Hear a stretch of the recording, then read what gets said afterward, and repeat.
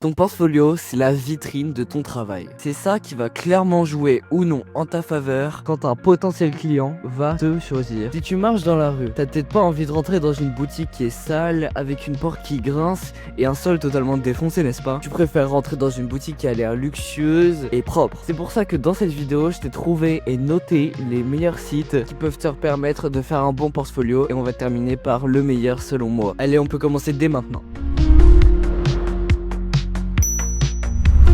On va commencer par le premier site qui est Card. C'est le premier site que j'avais utilisé quand j'avais commencé mon activité de monteur. Le but principal de ce site, c'est juste de faire des pages qui sont assez simples, avec pas de système de connexion, pas de possibilité d'acheter, etc. Mais pour un portfolio, on va voir comment ça rend. Voilà, on se retrouve dans Card. J'avais déjà essayé de faire un site parce que j'ai supprimé mon ancien compte, je ne l'utilisais plus. On va pouvoir cliquer sur New Site en haut à droite et on a une catégorie portfolio dans tous les presets qui sont déjà faits. L'avantage, c'est qu'il y en a pas mal. Moi, il me semble que j'avais peut-être utilisé celui-là parce qu'il me dit vachement quelque chose. Je vais le sélectionner. Ce qui est sympa, c'est qu'on peut mettre par exemple ses propres images. Moi, je vais mettre ma petite photo de profil. On peut personnaliser les textes, etc. Et on peut faire ses propres blocs. On a des images, des vidéos, des boutons, des listes, des tableaux. Ça, c'est pas mal si par exemple tu as besoin de faire des prix. Et tout au long de cette vidéo, je vais noter les sites sur 3 différents points: la facilité d'utilisation, les possibilités de personnalisation et enfin les fonctionnalités. Pour Card, je mettrai 7,5 sur 10 au niveau de la facilité. C'est plutôt intuitif et c'est plutôt simple. Ça pourrait être amélioré. Au niveau de la personnalisation, là malheureusement on va toucher plus sur du 6 sur 10. Et enfin en fonctionnalité, là on redescend à 5 sur 10. C'est pas mal, mais ça manque de choses, surtout pour une personne qui fait un portfolio. C'est suffisant mais peut mieux faire.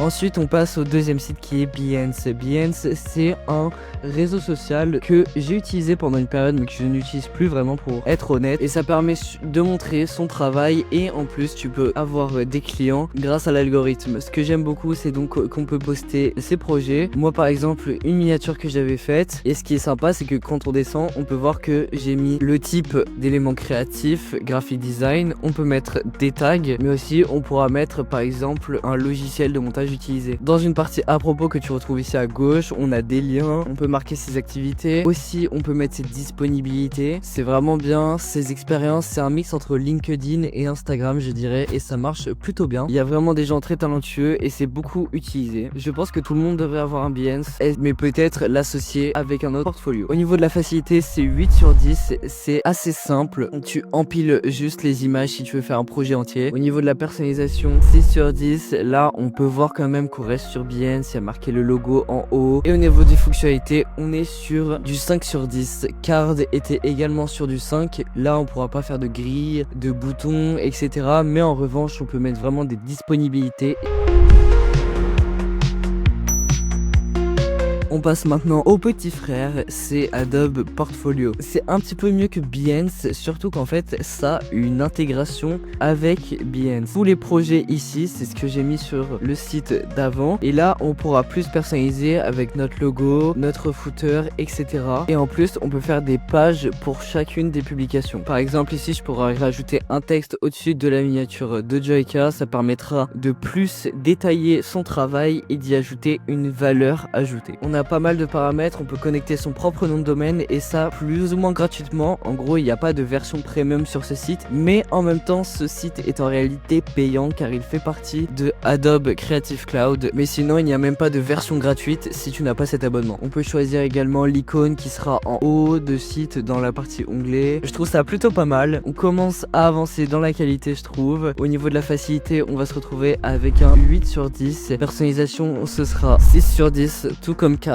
Et sur les fonctionnalités, ce sera encore une fois 5 parce qu'on peut pas mettre ses disponibilités, il me semble, mais on a des intégrations avec Behance, donc comme je l'avais dit, et même d'autres choses comme Adobe Lightroom et d'autres choses que j'ai citées précédemment. Et juste avant de continuer, j'aimerais te parler d'EditWage, qui est un site qui permettra de relativement faciliter la relation entre le monteur et le client au niveau du prix. En général, je trouve que c'est assez compliqué parce que les clients veulent payer peu, sachant que les monteurs, eux, veulent payer un prix beaucoup plus honnête, et c'est ça le but d'EditWage. En fait, on va te donner un prix en fonction de quelques questions que tu auras répondu à propos de ton montage, la durée des rushs, la complexité, l'étalonnage, etc. Et ensuite, tu peux même générer un certificat pour montrer que le prix est certifié par EditWage. On peut rentrer la durée des rushs, la durée de la vidéo finale, la complexité. Là, faudra partir sur le principe que les petits gifs, ici, c'est la complexité qui sera pendant toute la vidéo. Nous, on va mettre que intermédiaire. On cherche un truc plutôt dynamique. Et enfin, la deadline, on va partir sur le principe qu'il n'y a pas de deadline. Là, on se retrouve avec le résultat. On peut voir comment le prix, où est-ce que le prix a été le plus influencé. Et ensuite, en appuyant sur ce bouton, tu pourras générer le certificat dont je t'ai parlé précédemment. Mais ça, je te laisse découvrir de ton côté.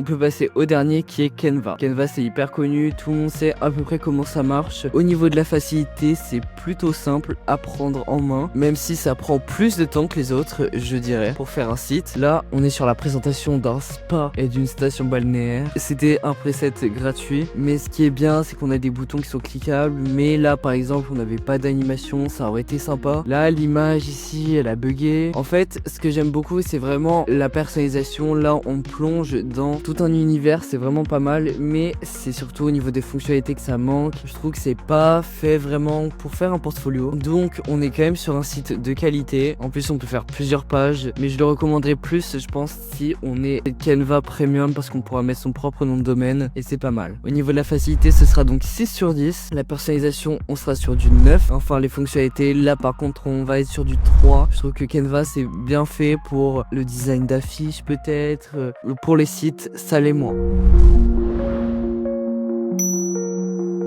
Et enfin, le petit dernier slash gros dernier, MailerLite. En fait, de base, c'est un site qui permet de gérer des abonnés d'une newsletter, leur envoyer des mails, etc. Mais ce que je retrouve vraiment bien là-dedans, c'est qu'il y a une partie site web avec laquelle on peut mettre des petits bandeaux pour que les gens s'inscrivent avec notre newsletter. Et si les gens s'inscrivent via ce bandeau, tu peux faire en sorte qu'ils reçoivent X mails après. Et c'est vraiment très bien fait. Je pense que c'est pas mal si tu veux aller pousser vraiment le site au plus loin que tu puisses pour envoyer des relances, convaincre peut-être les gens de s'abonner à ta newsletter pour qu'ils deviennent peut-être des futurs clients. On a plein de blogs ici, on a des blogs d'avis, des comptes à rebours, des sondages. Au niveau des fonctionnalités, on va bien plus loin et la personnalisation, pareil, on va plus loin et c'est très intuitif. Au niveau de la facilité, on va être sur du 7 sur 10. La personnalisation, on va être sur du 8. On pourrait faire mieux. Et enfin, au niveau des fonctionnalités, là, on va remonter.